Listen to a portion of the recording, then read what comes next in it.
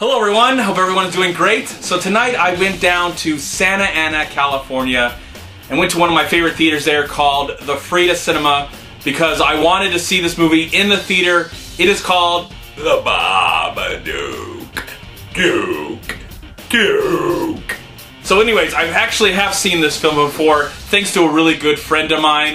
We had to talk about it about a month ago on our Really a Film podcast. So I did see it, but I saw it on my laptop, which is completely depressing, and I wouldn't wish on my worst enemy to watch any kind of film on your laptop. It's the worst way. So I wanted to go down to this theater and see the film officially. Even though it is the second time seeing it, I wanted to see it officially in the theater so I could do an official review on my channel. Now, if you know me, if I see a movie twice, it must mean that I really enjoyed it. And so, without even going in detail with my review yet, I really love this film. Not only is it a great horror film, but it is a great human story as well. So again, went down to Frida Cinema, got to sit down there, enjoy it. Thank you so much to Logan Crow. You can check out Frida Cinema, put the website right here or something like that. Shot some footage, hopefully I'm showing that as well.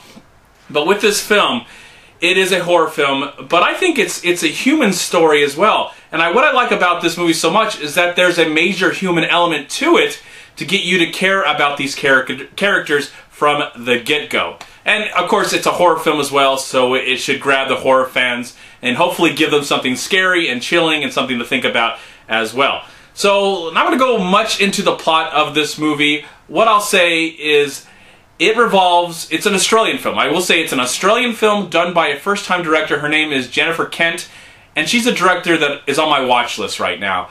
I think this is her first film, and I don't know what she's doing next, but I hope that she did something amazing with a very small budget with The Babadook. But I hope with a major budget, we're going to see some amazing films from Jennifer Kent.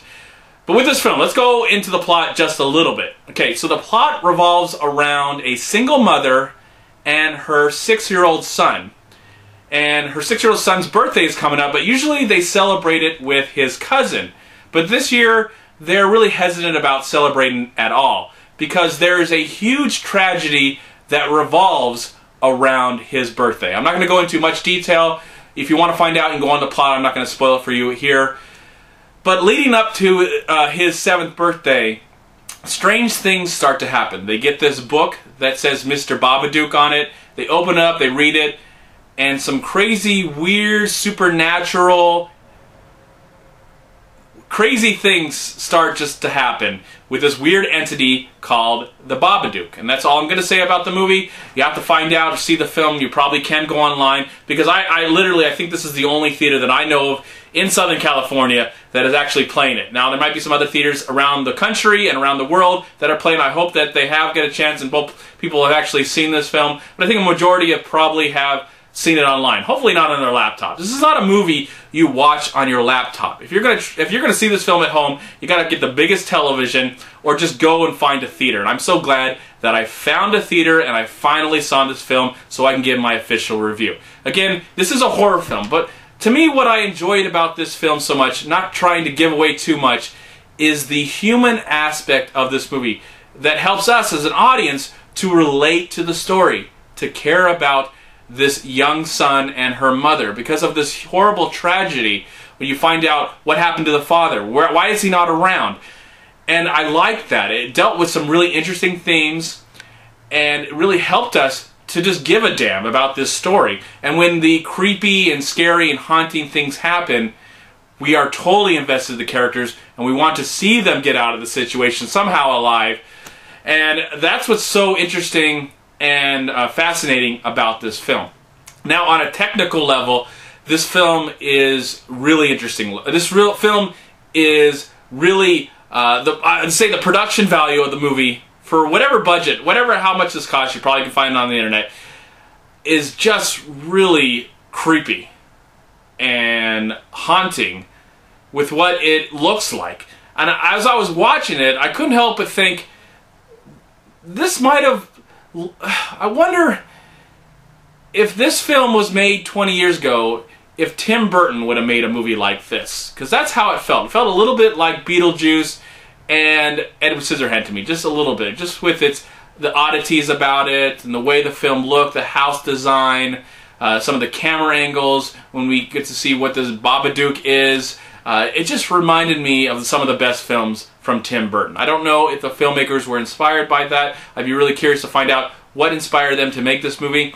The movie looks great. The cinematography is just eye-popping, and you're glued onto every scene. The way people look, the design of the creature itself, or whatever it is, the ghost or entity, whatever the thing is. It looks scary, and the sound design when it goes Babadook, you know, I can't do it justice, but the way that sounds and the sound design, the surround sound, it's very creepy. I can't say I was ultimately scared by this movie, but a horror film doesn't really have to scare me to grab me and get me invested. It has to create an atmosphere and give us a really interesting creep vibe to it. That just, you know, this weird things just crawl up your back, and that's where I get more emotionally involved into a film, especially a horror film. If I like the subject matter, I like what some of the ideas and metaphors actually mean. It gets me as an audience member to connect on at human level. Again, the acting is great by the two leads.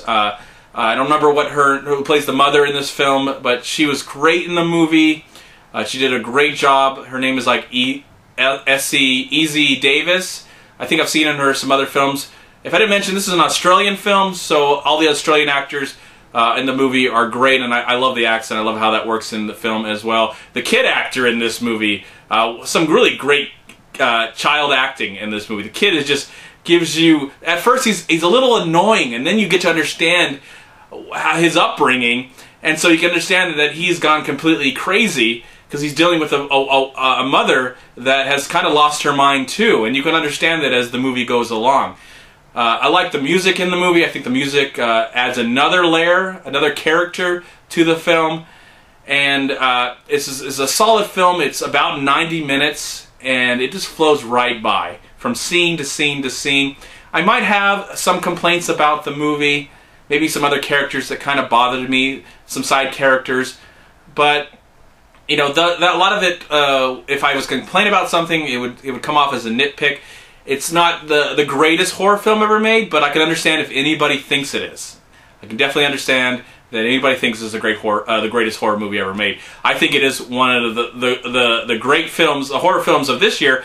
And in my opinion, we've had a lot of great original. This is also original film. We've had a lot of great original horror films that come out this year, including The Babadook, Tusk, and Oculus. I think it's been a great year for horror, especially films that I've got a chance to see in the theater. I know this movie's not getting a wide release. Most people will see it online. But for the movies that I've seen in the theater to be in the horror genre, we've gotten some impressive films, and it's helped me forget all the garbage that Hollywood puts out year after year after year. And I'm really not looking forward to when Hollywood tries to remake The Babadook. It's probably going to happen in the next 10 years, but I don't look forward to that at all. Hopefully they can keep with the essence of this movie, but we'll have to see. Again, congratulations to the cast and crew of The Babadook. I'm really glad I finally got to see it in the theater, thanks to Logan Crow and the Frida Cinema. I really appreciate you showing this film, at least for a week. If you live in Santa Ana or Southern California, search out this film. It's going to be there for a week and then it's gone. But if you have a better chance of seeing it at home with a huge widescreen television, that's the way to go, in my opinion. Really love this film. I think it is a great horror film and also a great human story as well. And for that, I'm going to give The Babadook. I'm not going to do that anymore.